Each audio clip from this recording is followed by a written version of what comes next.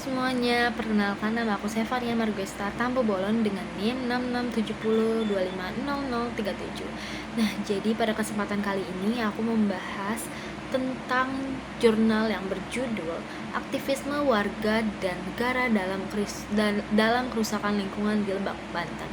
Nah, jurnal ini ditulis oleh karya Dewi Sinta Agustina dan juga Bung Yebi Masan Mairudin. Nah, jurnal ini tuh membahas bagaimana kerusakan lingkungan di Bayah memunculkan respon berbeda dari warga dan pemerintah. Temanya ini menarik karena menunjukkan bagaimana masyarakat bisa menjadi aktor penting ketika negara tidak menjalankan perannya secara maksimal. Nah, cerita di jurnal ini berawal dari berdirinya PT Cemindo Gemilang, sebuah pabrik semen yang mulai beroperasi di Bayah. Harapan awal masyarakat itu tentunya positif. Mereka berharap bahwa mereka berharap ada pekerjaan baru dan perbaikan ekonomi. Namun seiring berjalannya waktu muncul beberapa masalah seperti sumber mata air rusak, laut tercemar batu bara, sungai berubah warna, serta polusi udara yang menyebabkan peningkatan kasus ISPPE setiap tahun.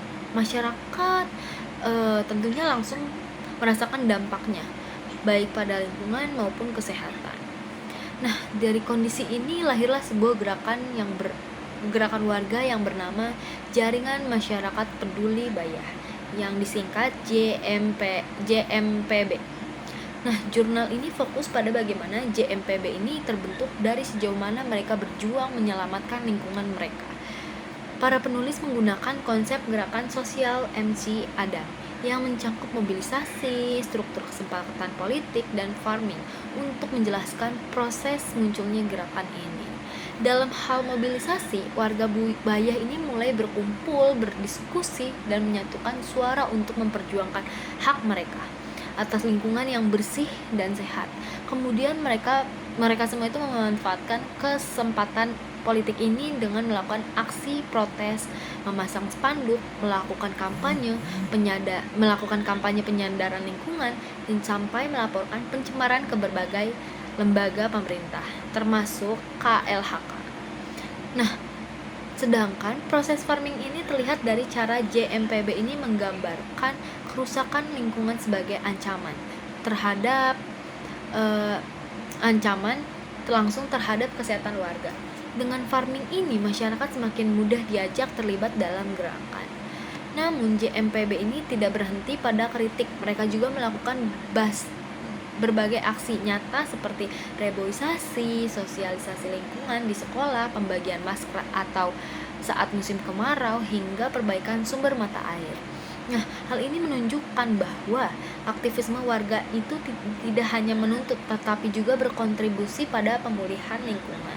Nah, jurnal ini juga menyoroti tentang peran negara, khususnya Dinas Lingkungan Hidup yang disingkat DLH, Lebak.